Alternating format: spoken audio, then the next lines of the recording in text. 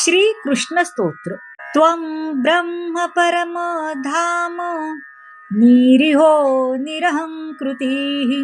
निर्गुणश्च निराकारा पूर्णसगुण स्वयं साक्षिरूपश्च निर्लिप्त परमात्मा निराकृतिः प्रकृति पुरुषस्त्वं च कारणं च ठोपरम् सृष्टिस्थित्यन्तविषये च देवाश्रया स्मृताः ते त्वदंशा सर्वबीजाः ब्रह्म विष्णु महेश्वरा इस्यलोम्ना च विवरे चाखिलं विश्वमीश्वरं महावीराण्ण महाविष्णु त्वं तस्य जनको विभु तेजस्त्वं चापि तेजस्विं ज्ञानी च तत्परा वेदे निर्वचनीयस्तं कस्त्वां स्तोतुमिहेश्वराः महदादेश सृष्टिसूत्रं पञ्चतन्मात्रमेव च बीजं त्वं सर्वनासर्व शक्तिस्वरूपः सर्वश्वरा सर्वाः सर्व शक्त्याश्रय सदा त्वमनीह स्वयं ज्योति सर्वानन्दस्नातना अहो आकारहीनस्त्वं सर्वविग्रहवानपि सर्वेन्द्रियाणां विषयं जानासि नरेन्द्रीभवन् सरस्वती जडीभूता यत्स्तोत्रे यन्निरूपिणे जडीभूतो महेशश्च शेषो धर्म विधि स्वयं पार्वती कमला राधा सावित्री वेदसूरपि वेदश्च जडतां याति को वा शक्ता विपश्चिताः वयं किं स्तवनं कुर्म स्त्रिया प्राणेश्वरेश्वर प्रसन्नो भवनो देव दीनबन्धो कृपां कुरु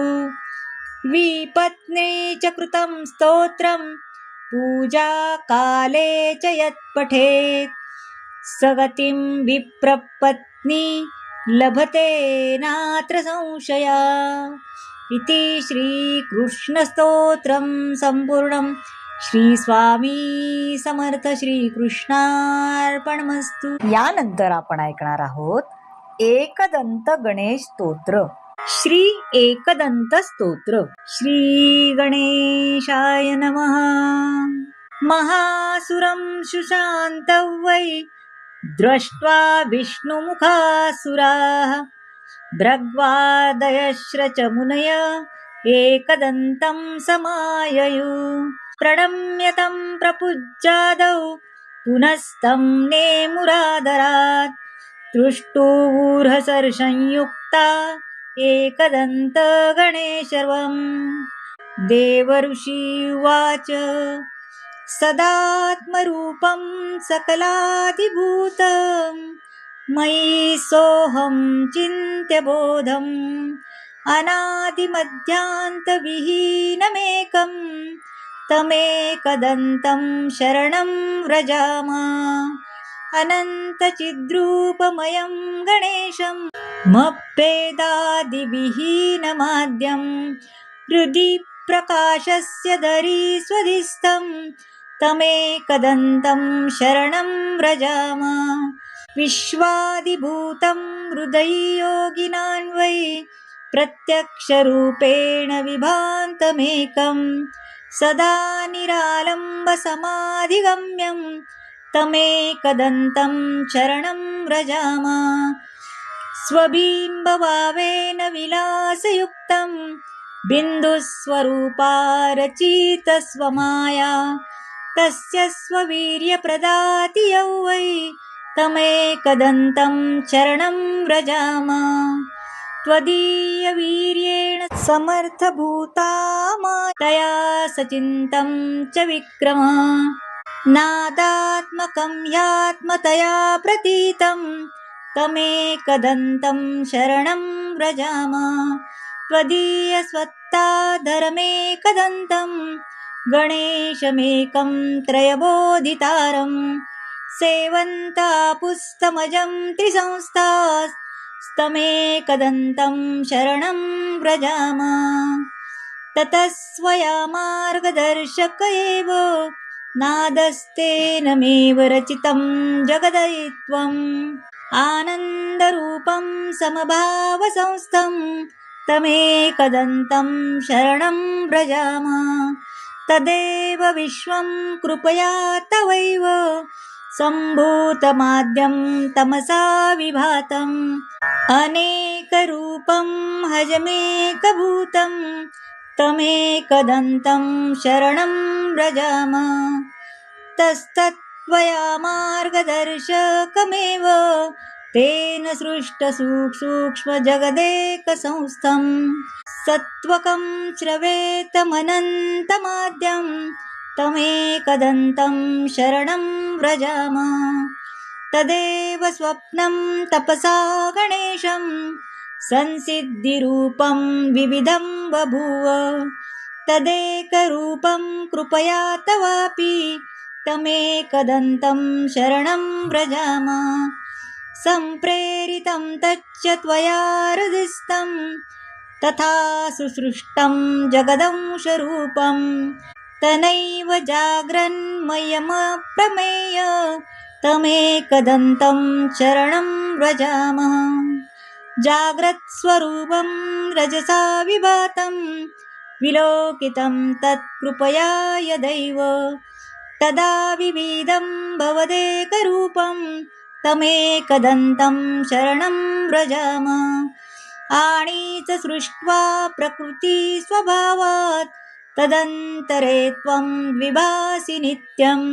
बुद्धिप्रदाता गणनाथ एक तमेकदन्तं शरणं व्रजामः त्वदाज्ञया भन्ति ग्रहाशस्य सर्वे नक्षत्ररूपाणि विभान्ति खेवै आधारहीनानि त्वया घृतानि तमेकदन्तं शरणं व्रजामः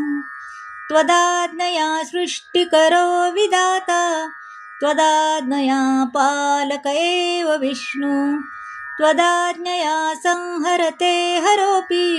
तमेकदन्तं शरणं व्रजामः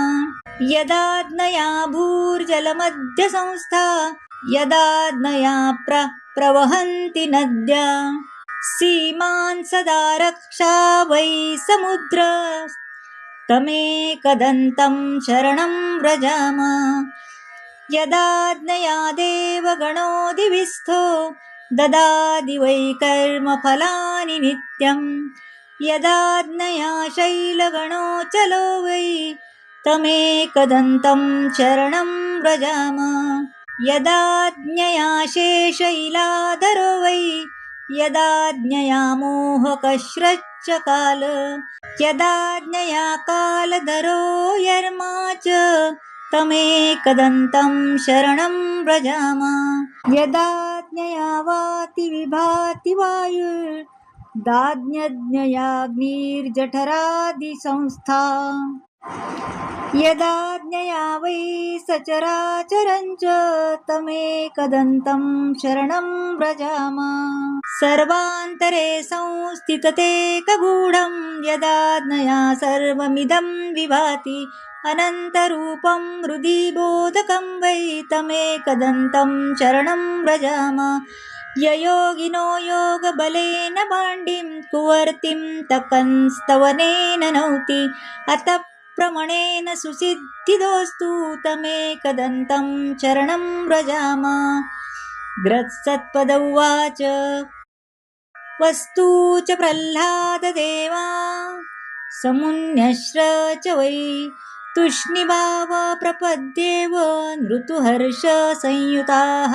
सतानुवाच प्रोक्तात्मा दन्तस्तवेन वै जगादतान् महाभागान् द्वेषवर्षी भक्तवत्सला एकदन्त उवाच प्रसन्नोऽपि च स्तोत्रेण सुरासर्षि गण किल वृणुतां वरदोऽहं वो दास्यामि मनसि स्फीतं भवत्कृतं मदीय वै स्तोत्रं प्रीतिप्रदं मम भविष्यति न पीता सर्वसिद्धिप्रदायकं यं यमिच्छति तं तं वै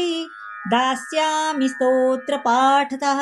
पुत्रपौत्रादिकं सर्वलभते धनधान्यकं